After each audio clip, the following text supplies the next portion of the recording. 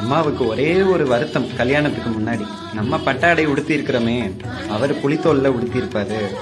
நம்ம தங்க நகை போட்டிருக்கிறோமே, அவர் ருத்ராட்சம்ல போட்டிருப்பாரு. நம்ம கிரீடம் வச்சிட்டு இருக்கோம், அவர் சட விழுந்த முடியில அள்ளி முடிஞ்சிருப்பாரே அப்படின்னு ஒரே ஒரு வருத்தம். 2 பேரும் மனவரையில இருக்கும்போது பொருத்தம் இல்லைன்னு யாரும் பேசிடக்கூடாது நம்ம கணவனை பார்த்து அப்படின்னு வருத்தப்பட்டாராம். அம்பிகையின் மனம் குளிர சுந்தரேஸ்வர ரூபத்தில் வந்தாராம். எப்பவும் புலித்தோல் உடுத்தி இருக்கிறவரு பட்டு பீதாம்பரம் உடுத்தி இருந்தாராம். அன்னைக்கு சுடுகாட்டு சாம்பலை பூசிட்டு இருக்கிறவரு அன்னைக்கு சந்தன சலபம் பூசியிருந்தாராம் மார்பில. ருத்ராட்சமும் நாகமும் போட்டிருக்க கூடிய கழுத்துல தங்க ரத்தின பதக்கங்கள் போட்டிருந்தாராம். அள்ளி முடிஞ்ச சடை விழுந்த முடிய சீவி சிக்கெடுத்து மணிமுடி சூட்டி இருந்தாராம்.